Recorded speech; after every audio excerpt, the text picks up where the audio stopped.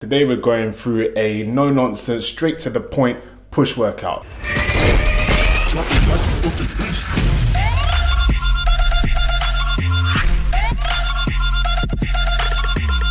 Yo, what's going on YouTube? Gabriel Sey, aka The Truth. So started off the workout with pre-exhaust. Now there's a couple of reasons to start with pre-exhaust. My personal reasons are I started getting elbow tendonitis and just started picking up certain niggling injuries. So pre-exhaust for me allows me to work the muscle a little bit. I'm not working it till failure, and you'll see in a second.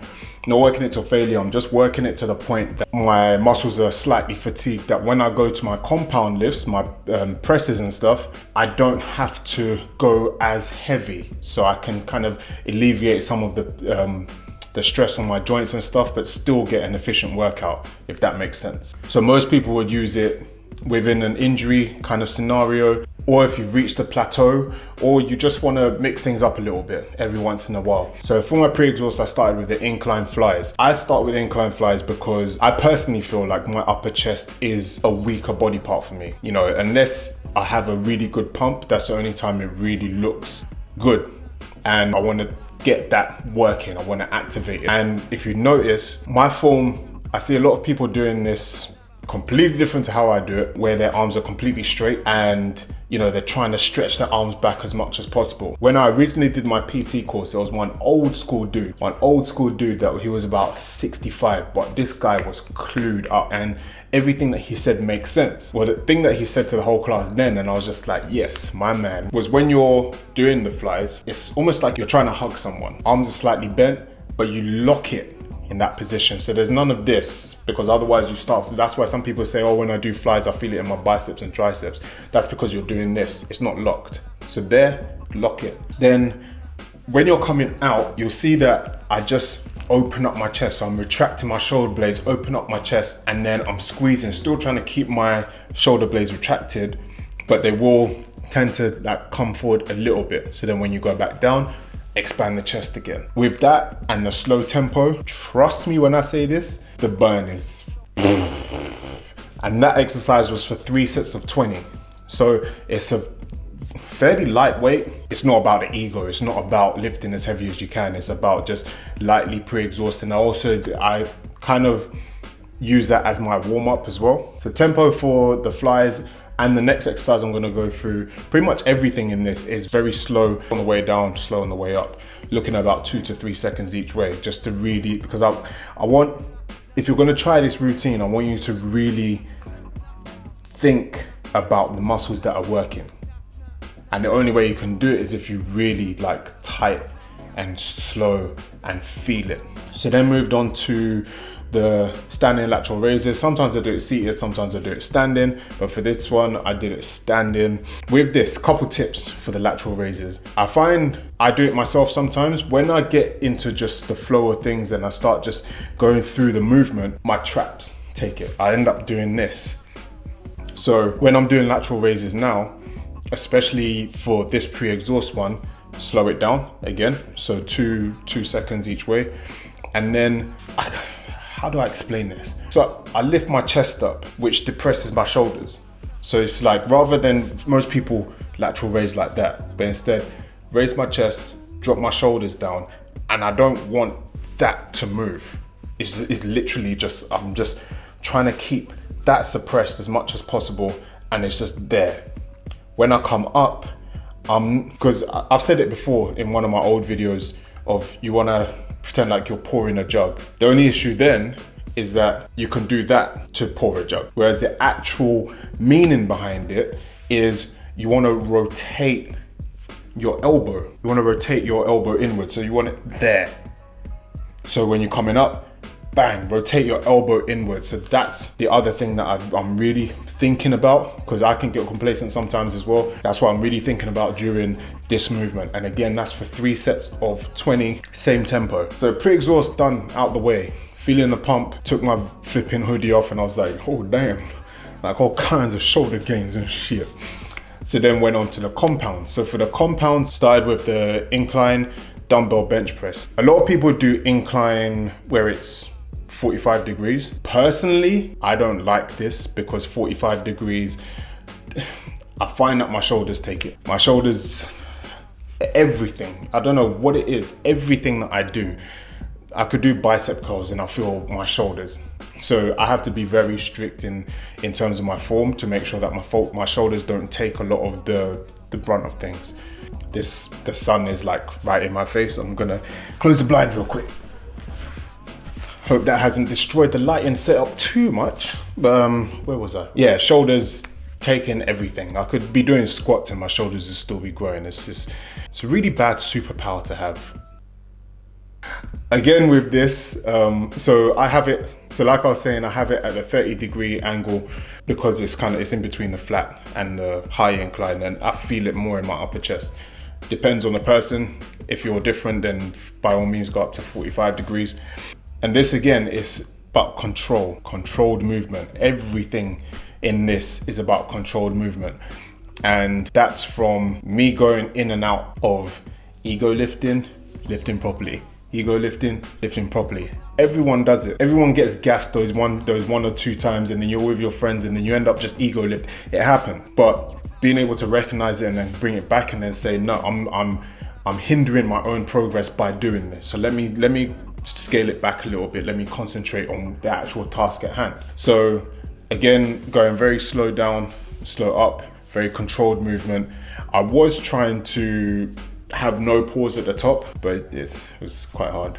It made it harder, and then leave me alone. And that was for 4 sets of 6 to 8 reps. So a few of my clients asked me this. They're like, oh, so how do you progressively overload if you've got a window when it comes to your rep range? Basically, you want to, so say like today, I think I went up to 40 kilos on the incline press and I got 6 reps. So then next week, I would aim to get 7 or 8 reps on the same weight. Once I've then hit 8 reps, that's mission complete. You've completed the level. So then you go up slightly, so 42.5 maybe, or 42, depending whatever dumbbells you've got. And then I would most likely get 5 or 6. I might not hit the 6, but don't go back. There's no point in going back. Unless you're getting like 2, then you might want to go back and still try and increase your strength. But if you're hitting 5, then carry on. And then the next week aim for 6. Then the next week aim for 7 or 8, and then go up again. So that's how you progressively overload. It's not necessarily just the weights. Thought that might be handy if any of you guys are thinking that. So then after that exercise, moved on to standing dumbbell overhead press. These are hard. You're gonna find out why I'm doing a lot of unilateral movements, and that is, dumbbell stuff. So each arm or leg takes the brunt evenly, but that's coming soon. If you can guess what it is, why would I be doing unilateral movements as opposed to other stuff? Leave it in the comments if you can guess what area I'm gonna be looking into. If you get it, I don't know, I'll shake your hand in it. But this is so much harder than the normal overhead press. It's just your core. So the key points for this is your shoulder is a free moving joint. So when I see people shoulder pressing with their arms out here, it scares me a little bit because it's in a very compromised position. So exactly the same as when I'm doing it with the bar, I want it slightly in front of me here. Then when I finish, that's when it's directly above my head. So then it allows my arms to be at an angle forward rather than out to the side in the compromising position. The other thing is keep your core braced. I think one of my old videos, I think I might have taken it down actually, was about doing overhead press, and I was just like, I watched it back and I was like, I didn't even mention about bracing the core. I didn't even mention about keeping the glutes tight. So when you're standing in the overhead press, whether it's dumbbell or barbell, you want to keep your glutes tight and underneath you. You don't want to overextend your spine as if you're an Instagram girl taking your selfies. That's not it. You want flat bum, you want ironing board bum. That's what you want to look like. So tuck your bum underneath and brace your core. Keep it in that position and then press. So again, I was going for a similar tempo, but I don't really train shoulders that much. Probably because you guys keep going with the flipping hashtag Gabriel stop training shoulders. Hurts a little bit, but I don't really train shoulders that often.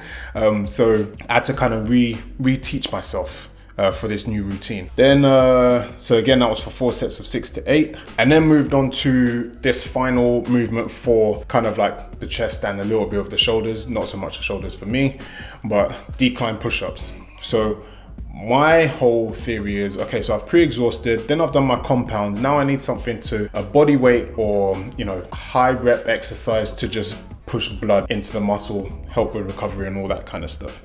So then the decline push-up, I did it before when I was prepping for, I think it might have been WBFF, and I hated it, but it worked. Like the pump was nuts. Now, this is probably what why is the sun still peeking through this damn blind?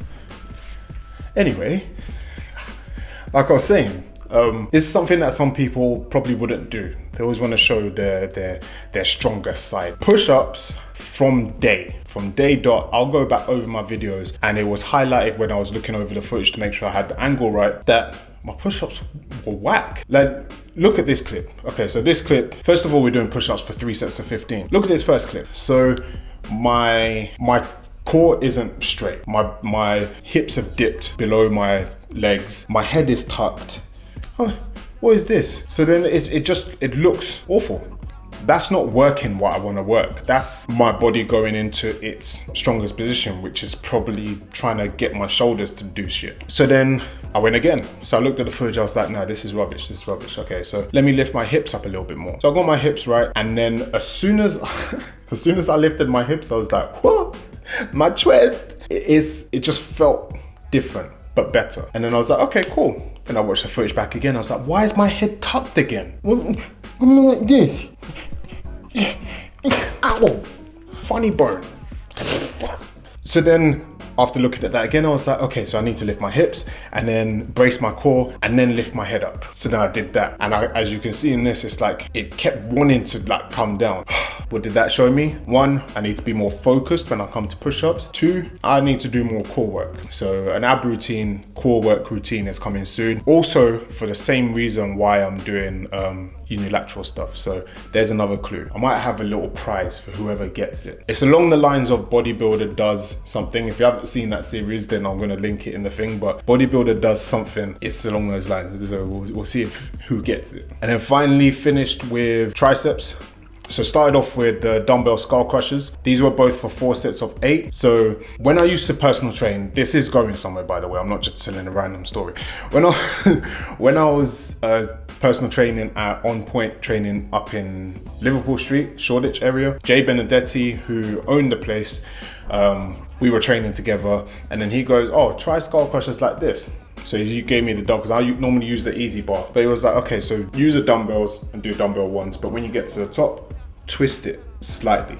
So not to the point where your arms are locked and you've twisted like that, because that's not getting a contraction on the tricep. You want it just before you're about to lock out, and not quite lock out, just squeeze the triceps and twist out. Tried it and I was like, wow. In that moment, I was just like, wow. Then the next day, I was like, wow, wow, wow. So that's where it stuck. So that's why I put it in this routine. And again, the slow tempo, really feeling it. What I found helped was listening to melodic dubstep. This was back in like 2015 when I was doing the UK Nationals, and I was listening to melodic dubstep, but it just gets you, because it's like, it still has that hard hitting drop, but then the beat is like calm. So it allows you to just kind of like sail away. I don't know, it just puts me in that headspace. I don't know about you, try it out, let me know what you think. And then finally finished off with an overhead movement with the, I was going to use the rope, but then I wanted it, because I had done the dumbbell skull crushers like that, I wanted my hands like that, not with the rope to do that, if that makes sense. So it's 2 different positions. And that again was for 4 sets of 8 reps, and that was it. It's a good workout. I had a good pump, took some pictures, got my thumbnail, and yeah, on to Gainesville. I'm actually going to be releasing this push-pull legs program as a PDF. It'll be for free as well, but I'm gonna write up and stuff, give you like a login sheet or whatever, and then just, yeah, you can download it and print it and keep it and do it and make some gains. That is coming soon. But that's the workout. Try it out, let me know what you think. It's all in the description box. Share it with whoever you think needs some chest and shoulder gains, and hashtag Gabriel Stop Training Shoulders. Don't forget to like, comment, share, subscribe, and I'm out in his ass. Peace. Whipping excursion. I gotta pick up that person. In the trap, whipping that working. You're not a gangster, you're just an internet version.